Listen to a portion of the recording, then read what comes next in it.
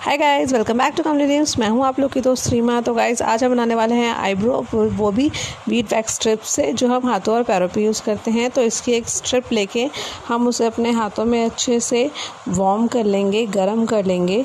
उसके लिए हमें करना है अपने हाथों में बीच में उसको लेकर उसको अच्छे से रब करना है, और रब करके वो हो जाती है गरम। और उसके बाद हमें अपनी आईब्रोज़ के ऊपर लगाना है पाउडर के लिए आप कोई भी घर का पाउडर यूज़ कर सकते हैं, या फिर अगर आप मेकअप पाउडर यूज़ कर रहे हैं तो लूज़ पाउडर यूज़ कर सकते हैं।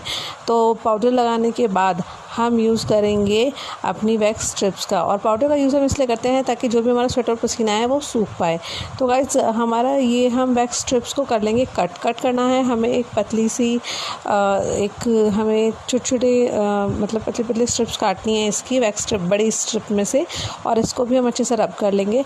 रब करने के बाद हम इसे लगाएंगे अपनी आईब्रो के ऊपर, और आईब्रो के ऊपर हम लगाएंगे मिरर की हेल्प से। आप फर्स्ट टाइम यूज़ कर रहे हैं तो किसी और की हेल्प ले लें, या फिर दोनों हाथों से लगाएं, एक हाथ का यूज़ ना करें। मैं एक हाथ का यूज़ इसलिए कर रही हूँ क्योंकि मुझको हैबिट है, मैं पहले भी काफ़ी बार बीट वैक्स स्ट्रिप से अपनी आईब्रोज़ को बना चुकी हूँ। तो ब्रोज़ बनाने के लिए सबसे पहले आप इसे लगाने के बाद अच्छे से इसको रब करें, और रब करके हेयर के अपोजिट डायरेक्शन में आपको निकालना है। जैसे हम हाथों पे या पैरों पे वैक्स करते हैं ना, उसी तरह से हमें यहाँ पे भी वैक्स स्ट्रिप का यूज़ करना है। अब मैं मिरर में देख के इसे अपनी आईब्रो के ऊपर सेट कर रही हूँ।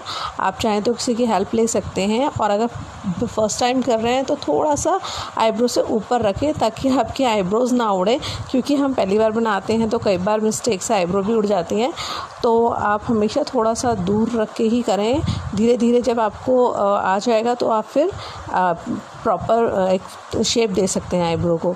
तो मैं तो शेप ही दे रही हूँ, इसलिए बिल्कुल टच करके मैं आईब्रोज़ पे ये बीट स्ट्रिप्स यूज़ कर रही हूँ।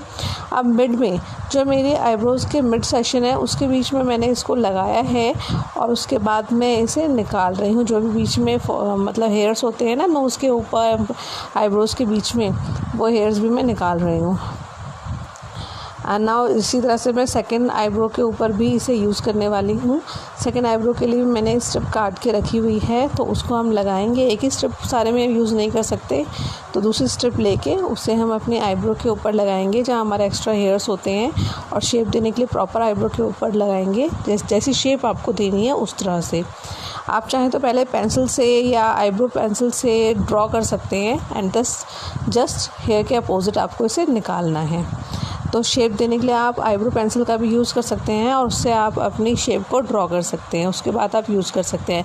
अब नीचे की आईब्रो के लिए हम मोटी नहीं, इससे भी थिन पतली वाली हम स्ट्रिप काटेंगे, क्योंकि पतली स्ट्रिप इसलिए ताकि हमारी आईज़ पे वो आसानी से लग सके, क्योंकि हमारी आई एरिया बहुत छोटा होता है। तो इसके लिए हम उस पतली लेयर उसको स्ट्रिप को काट के हल्का सा रब करके इसे हम अपने आईब्रो के नीचे वाले एरिया में लगाएंगे, अपनी आईलिड के ऊपर। जस्ट जैसे हमें शेप देनी है उसी शेप के हिसाब से हमें इसको लगाना है।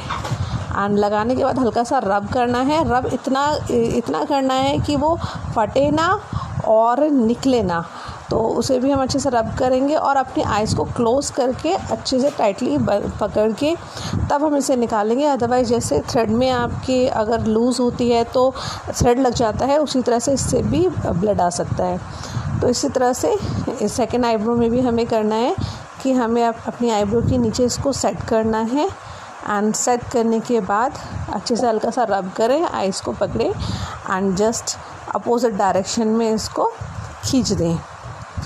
तो जस्ट बनाते वैसे ही हैं जैसे हम हाथों और पैरों में यूज़ करते हैं वैक्स स्ट्रिप का, बस थोड़ा सा हमें केयरफुली करना पड़ता है, बिकॉज़ ये हम आईब्रो बना रहे हैं तो थोड़ा सा केयरफुली यूज़ करना पड़ता है। मैं तो गाइस काफ़ी टाइप्स का यूज़ कर रही हूँ, वैसे यूज़ नहीं करती, बट लाइक सडन से कहीं भी सडन से लाइक कोई हस्बैंड ने बोला कि हाँ मूवी चलना है, या फिर कहीं पार्टी वार्टी में चलना है, तो अब सडन पार्टी में जाना है या कहीं भी जाना है, तो आप अगर अपनी आई शेडो लगाते हैं तो वो आई शेडो अच्छी नहीं लगती अगर आपकी आईब्रो में थोड़े बहुत भी हेयर्स आए हुए होते हैं और आप पार्लर नहीं जा पाते हैं। तो उस टाइम पे मैं बीट वैक्स स्ट्रिप्स का यूज़ करती हूँ, ताकि मेरी थ्रेडिंग प्रॉपर क्लीन हो, मेरी आईब्रो बहुत क्लीन लगे, और जो भी मैं आई शेडो लगाऊँ या मैं लाइनर लगाऊँ वो प्रॉपर अच्छे से उभर कर आए। इसलिए मैं वीट वैक्स स्ट्रिप्स का यूज़ करती हूँ। वैसे अभी इसका फ़ायदा ये है कि लॉकडाउन है, तो कोरोना से बचने के लिए, कोरोना वायरस से बचने के लिए अभी लॉकडाउन में पार्लर्स खुले हुए भी नहीं हैं, और जैसे अब धीरे धीरे खुलनी चीज़ें स्टार्ट हो गई हैं। बट अपनी सेफ्टी के लिए अगर आप अभी पार्लर ना जाएँ तो ज़्यादा अच्छा होगा। अब जो मेरी लास्ट की बची हुई स्ट्रिप है, उसे मैं बीच में अगेन जो थोड़े बहुत बाल बचे थे उसे मैं निकाल रही हूँ। तो ये तो मेरी थ्रेडिंग बन चुकी है। इसके बाद हम यूज़ करने वाले हैं सीज़र का।